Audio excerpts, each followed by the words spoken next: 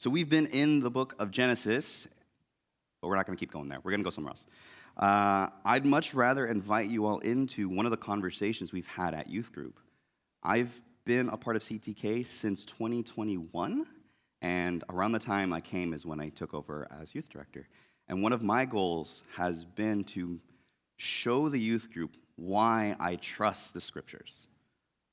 For me, growing up, I grew up in the Hispanic church, and it was a lot of, you believe it or else. And that was just part of my upbringing. And I had a lot of questions, and none of them were really answered. It took a lot of life experiences to really, truly trust the scriptures. And as far as the youth group's concerned, I don't want them to go through that. I'd much rather give them that opportunity to wrestle with some of these hard questions. I tell them frequently, you can ask Ruth right here, I tell them frequently, ask me questions. Don't just believe me because I tell you. Really scrutinize me, because this is your relationship with God. And so one of the biggest questions we've asked a few months ago is how can the Bible be a source of comfort, especially in life's most difficult circumstances? And unfortunately, again, for me, I had to learn and ask that question through my own experiences. Some of you may or may not know, I lost my dad this last Thanksgiving. He had a muscle-deteriorating disease that he developed back in 2020 from a really, really bad root canal. We found out he was allergic to the medicine. And since it was sealed into his tooth, it circulated through his entire body. It took a whole year for them to even diagnose it. We had no idea what it was. There was a lot of cancer scares. There was a lot of amputation scares and things along those lines. But finally, after a whole year, we found out what it was. And still, because of the disease, not all treatments work. And it's a chronic disease. I can't even pronounce the word, dermatomyositis, something along those lines. And things were looking better. He had some new medicine, he was taking some steroids, his skin was cleaning up. He was around my complexion before the disease. When the disease hit, it was black and blotches, and it looked like it was tearing and breaking apart. On top of that, he was a minister at one point. He was a pastor completely devoted to God, and so he was really struggling with his faith going into this. And then it all came to a collision. The 14th of November, he had severe pain in his stomach. And so, middle of the night, called an ambulance, got him to the hospital in Tualatin, and they found a hole in his colon. And they said, it's a good thing you guys came. Any later, he wouldn't have made it. And we're like, oh, thank you, God. Thank you. That's awesome. And he was recovering incredibly well. We're like, oh, thank you, God. Your grace knows no bounds. I love you, God. And then 2 days later, his health dropped again, and again, and again. I learned that week that the lungs are a muscle, and so that was also affected. He had no strength to cough out liquids and mucus. His entire left lung collapsed because he could not cough. And part of his mental awareness was gone at that point. And so my family, me, my mom, and my two sisters, I'm the eldest, had to come to the decision, should we push forward and keep trying whatever there is, or should we let him go? And after a lot of conversation, the decision was, let him go. Let's add some salt to the wound. The very next day, he became mentally aware again. And I remember Tim came, Brett and Daniel were with us, the entire time. But Tim came that one day, and I remember going to Tim in the hallway because my dad was very confused. Why is everyone crying? Do you guys know something I don't? That's exactly what he said. And so I went into the hallway to Tim, and I said, how cruel can God be? It would have been a lot easier for me to say bye to my dad, knowing he wasn't even mentally there. Now I have to watch him wither away, knowing he's still fully there. And so this question, how can the Bible be that source of comfort? How can we truly trust it? When you're faced with some of these circumstances, is again what I had to face myself with. And thank God, there is an answer to this. Thank God I can stand here in front of you and say there is. And it was a source of comfort for me. I went to it, and it was that place of comfort, along with, parts of the body like Brett and Daniel and members from school, my friends from there, even some of my professors. One of them even came and sat with us. and my family, extended family. And that comfort can be found in the book of Psalms. Tim mentioned last week in Psalms 100 that there are these two big ideas that you can find in the Psalms. That it teaches us thanksgiving and praise. And those are huge concepts in the Psalms. So much so there are whole poems in the Psalms dedicated to thanking God and to praising him. But there is a third type of psalm, and that is called lament. And people don't quite realize how common lament is, not just in life, but in the Psalms. We're going to look at how a lament works, and if we use those standards and count how many laments there are in the book of Psalms, you would find there are 64 psalms dedicated to lament, and only 52 dedicated to thanksgiving and praise combined. There is more lamenting in Psalms than praising God or thanking him. And that absolutely changed my perspective, especially when it comes to worship, because that tells me at the very least, these feelings are normal, and they're okay. I'm going to say that again. Those feelings, and we'll even get into what in the world does a lament look like? How does that feel? What's this whole bag of emotion? All of that is normal and okay. And this is the conversation I had with our youth group in December as I was still processing through this. So we'll be going into Psalm 77, and we're not going to study it for the message, but I'm going to show you how these laments come together so you can use these in your prayers. Let this be your compass.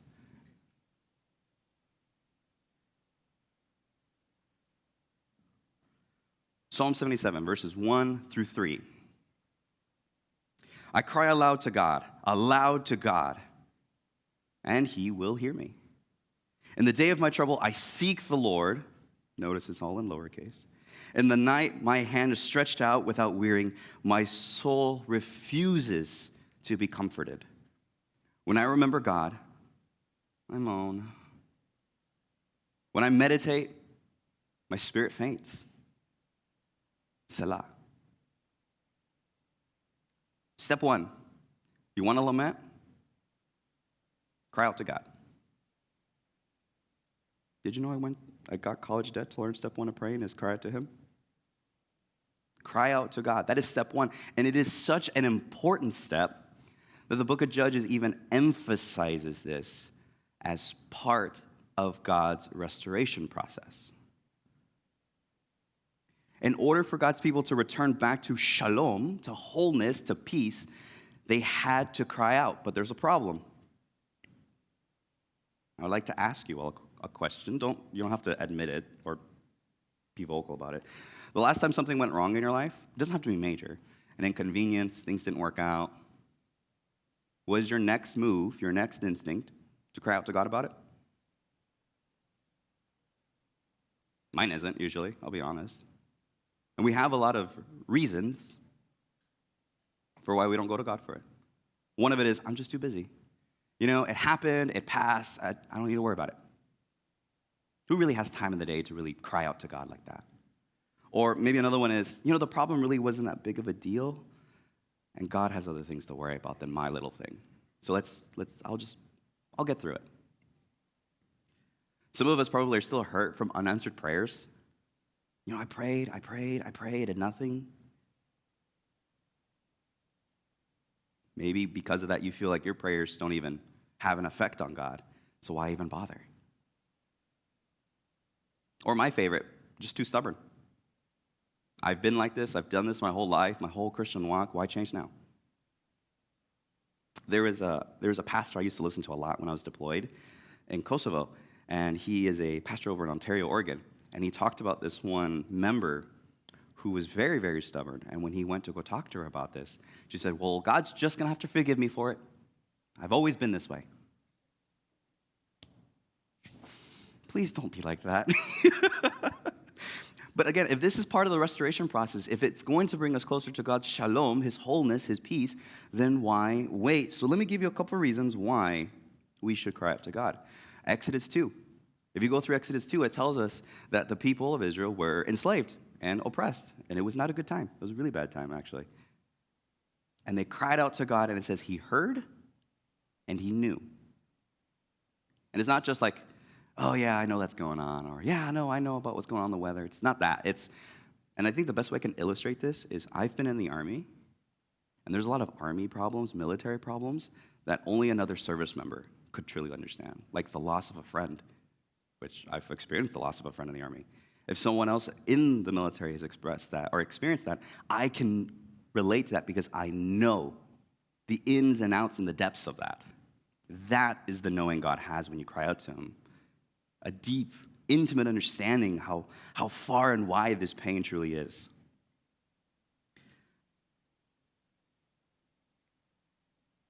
Nehemiah 9:27 has the leaders of Israel post-exile, right? They've come back, and they're recounting their history and how horribly stubborn they've been.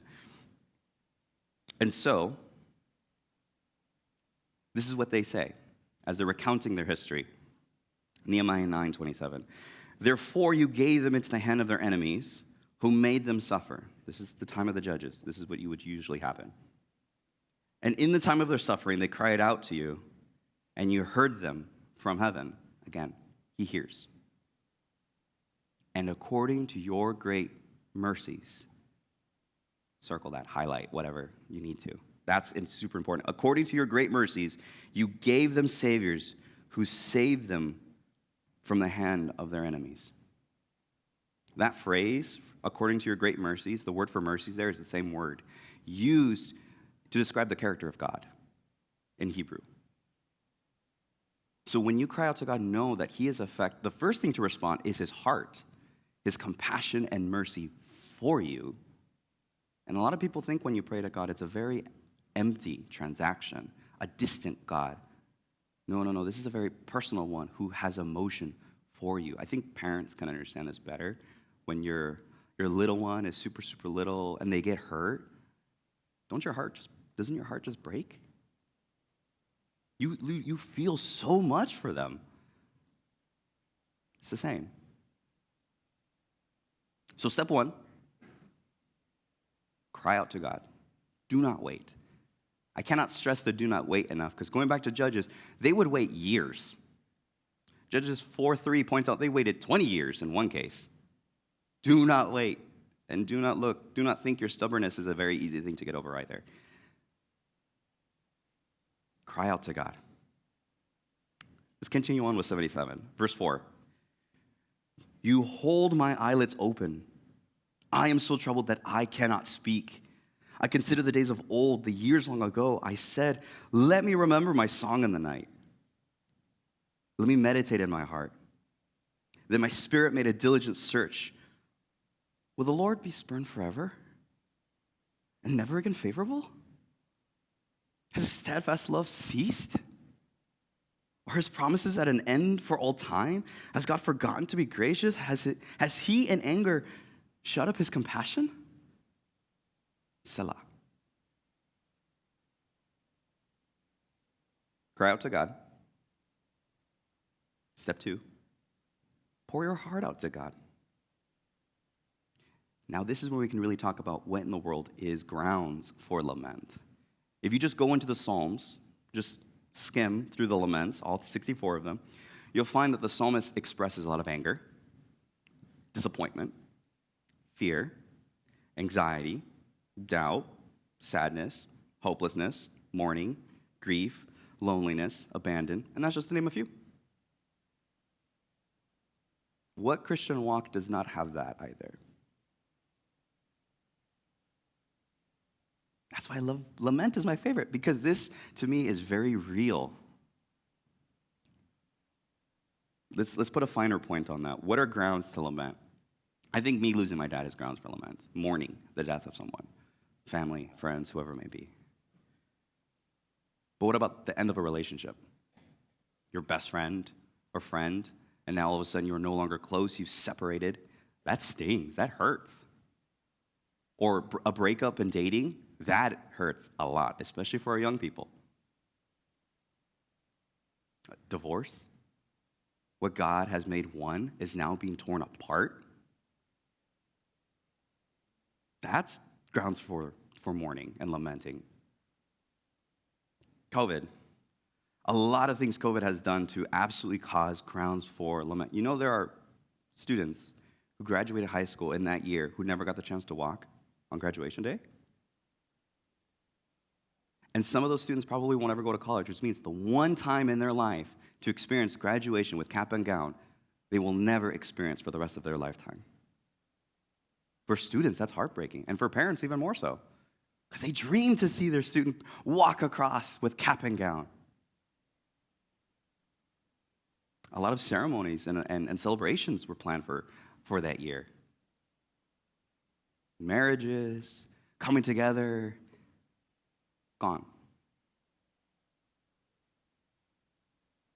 These are all grounds for lament. The reason I want you to understand this is because anything that is heavy on your heart is grounds to lament and to cry out to God. Do not think that whatever it is you have is so little that He will not care. COVID has caused a lot of depression. Got some statistics here for depression. Ready that? Depression for people ages 15 through 44 are at an all-time high now. It affects 18 million adults, 1 in 10. Main reason why someone dies of suicide every 12 minutes is because of depression and anxiety. So that's about 41,000 per year. And in comparison to homicide claims 16,000 less lives. Lament. Cry out. What you feel is not bad as far as sinful. There are some traditions that say to feel this way, especially towards God, is a sin. Do not think that for a second. If that's the case, the book of Psalms we probably should not read or go to as a source of comfort if lamenting is this often. So again, why should we even bring this to God? Let's go back to Moses, Exodus 32. This is the story of the golden calf. And in there, while everyone's doing their trouble, God is speaking to Moses on top of Mount Sinai. And God tells Moses, step back. I'm about to wipe all of them out and start over with you. And Moses intercedes on their behalf, saying, but Lord, please don't. For the sake of your character and your promises that you made to Abraham, Isaac, and Jacob, please spare them. Keep reading through the story and you find out he even says, Lord, I know what they did was horrible. And if someone must die for atonement, I will die in their place. So the Lord thinks, right?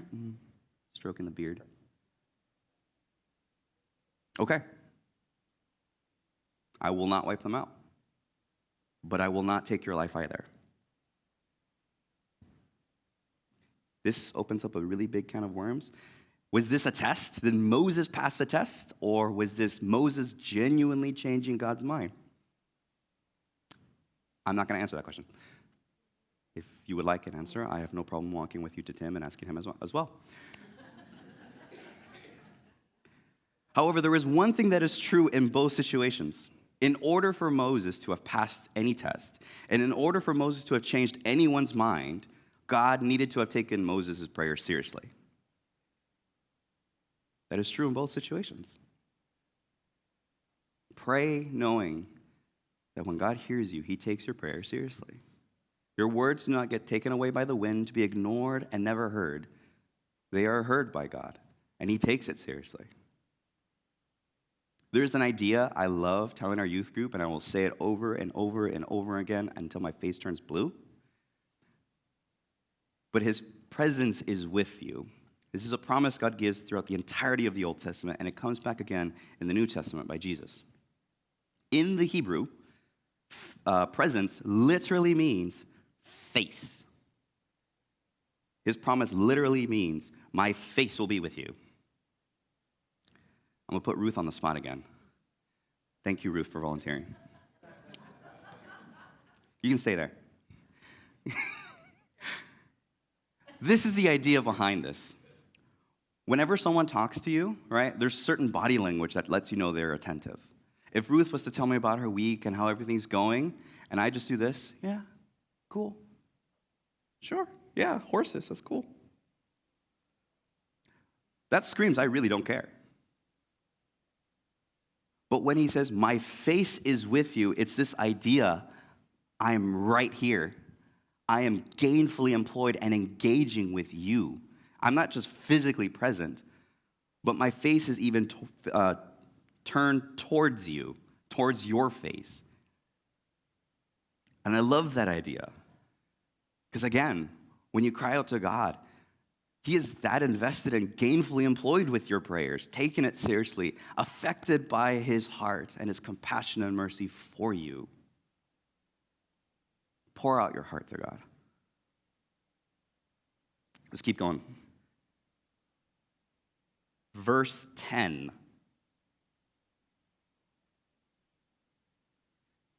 Then I said, I will appeal to the years of the right hand of the Most High. I will remember the deeds of the Lord. Yes, I will remember your wonders of old. I will ponder all your work and meditate on your mighty deeds. Your way, O God, is holy. What God is great like our God? I'm going to say that one again. I like that one a lot. What God is great like our God? You are the God who works wonders. You have made known your might among the peoples. You, with your arm, redeemed your people, the children of Jacob and Joseph. Selah. So here's where I'm going to get technical with you. Selah. It's where we have the electric guitar solo in the Psalms. It is an intentional pause where the idea that's happened already is meant to be meditated upon. We don't know what a literal translation for Selah means, but that seems to be what it does in the poem. I point this out because the rest of the psalm repeats this section, this Selah. This whole section and the section that follows are going to say the exact same idea, which is this, step 3.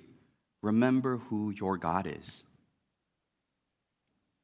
If I told you to lament, I think crying out to Him and complaining, which is totally valid too, to complain, I think everyone could guess that. But the third step, remember who God is the harder part. In fact, it is incredibly hard that the Israelites had a hard time doing it as well. Over and over and over again, the Torah, Genesis to Deuteronomy, calls the people to remember. They have festivals and days on the calendar meant to remind them of things that God has done in their history and in their lives. And it's not arbitrary. It's not random. It's not, oh, it's Sunday. I need to remember about God today. No, there are things that happen in our lives that we must remember God's faithfulness in that. I love the story of Moses, where you have a person who is, bad of speech, incredibly meek, and he is called to go before the most powerful man in the ancient world. And every time he said, no, God, I mean it, no. God's answer to him was, my face will be with you. And through that, he is able to see the wonders of God, the faithfulness of God, where Moses can only sit back and say that was not me, but God. There are moments in my life I had to look back on when I was lamenting and remind myself of who God is and what He has done in my life. A very extreme example is I had to hit 3 grenades with a hammer. He was very faithful, and you better believe my prayers were incredibly sincere that day. Incredibly sincere. Back in 2008, during the recession, my family was homeless, and we lived in a car. And we got kicked out of other homes 7 times. And the home we lived in had rats. Another one had roaches. Another one burnt down. It was absolutely miserable. But every single day, even though we didn't have the means, we ate food. We had enough to eat, all of us, for the day. And that was God. And I knew that was God. Every time something difficult came my way, I would look back to that day and say, God was faithful then. I know He will be faithful now. And that is what this part calls us to do. Remember your God and remember what He has done in your life, not just in the scriptures, which is a great place to start. All your testimonies are important and impactful because it is your account of your relationship between you and God. Remember those moments. But that's difficult for people because that was the hard times, and we're in the good times, and I don't want to look back at the hard times. No, this is the reason why we look back. It's for the next time you go into the hard times. You can say, he was faithful then, so I know he will be faithful now. If you do not know anything about God or his character, and I think that's fair, there's a lot of information and misinformation that goes out. Let me give you some verses to check out. Forgive me, they are not going to be on the screen. So, Exodus 34, verses 6 through 7, the most famous verses in the entirety of the Bible. It is the character of God. It is when God reveals himself to Moses and explains who he is. And it is here, this 2 verses that are repeated well over 20 times throughout the rest of the Bible. This is the most quoted verse in the whole Bible, by the Bible. So if you want to understand who God is, Exodus 34, verses 6 through 7. Exodus 34, verses 6 through 7. Also, that's my favorite story because before that, all it took for Moses to understand God was him asking, God, I don't know you, nor do I understand you, but I want to see more of you. And God says, okay, I will show you my very nature. And I love that. That's my favorite. Psalm 103. If you're like me and like poetry, especially biblical poetry, this talks of the love of God, how strong it is for you. The strength of it is from the very surface of the world to the very edge of space. It uses the word heavens, but I like space better. That is incredibly huge. Isaiah 43, verses 1 through 4. The value that you have in God's eyes, the value God's people have in his eyes. It is there where he says, I would trade the entirety of creation for you.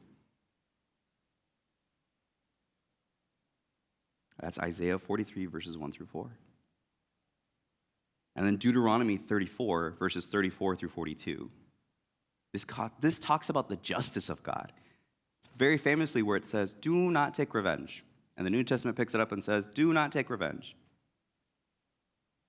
It's because God takes revenge.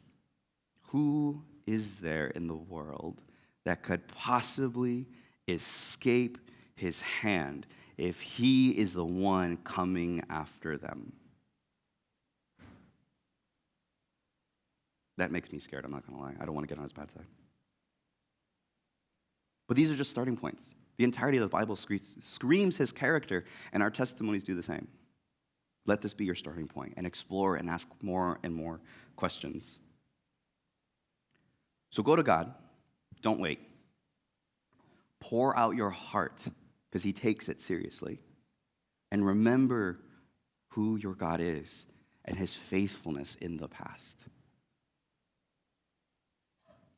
This is the last step, step 4. And it's actually not in this psalm. It is a promise, a vow that the psalmist makes, saying that when this is done, I will worship you. And this can be misunderstood as a bargain, like trying to make a deal with God. God, if you do this for me, I'll do that for you. I promise. I know I didn't last time, but it's not that. It is not that at all. This is why remembering who God is so incredibly important. Because now we are looking forward to the day that God has delivered us from this pain.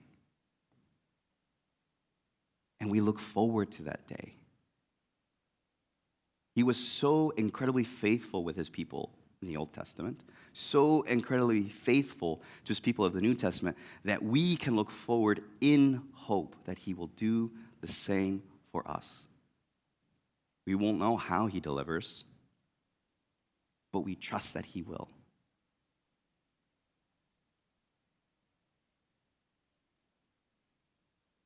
I am no longer really grieving or mourning the loss of my dad. Ask Daniel and Brett. The day that he passed, the room was very different. A lot of us laughing, joking. Within my heart, I knew he was a believer. Death is not the end. He is with his King and Redeemer, whom he dedicated his life to shepherd his people. Why should I continue to be lamentful? I know one day I will see him again. And on that day, remember, we're not bargaining, but on that day, man, what songs we will sing. This is that forward hope we have. Let's go to Revelation 21, verses 3 through 4. And I love this. And I heard a loud voice from the throne saying, "Behold, the dwelling place of God is with man. He will dwell with them, and they will be his people, and God himself will be with them as their God. He will wipe away every tear from their eyes, and death shall be no more. Neither shall there be mourning, nor crying, nor pain anymore, for the former things have passed away." This is our future hope. Death, where is your sting? Because I don't see it here anymore. I know. For those of you who are lamenting and mourning, I know and I get it. I understand. But I formatted my prayers after this, and this gave me comfort. I was honest with God. I cried out to him, not a silent thing. No, I cried out to God. I was honest with how I felt betrayed, honest how I felt like he was cruel. And then I reminded myself of his faithfulness in the past and his faithfulness in the scriptures. And so I said, Lord, I don't know how you're going to get me through this, but I'm trusting you.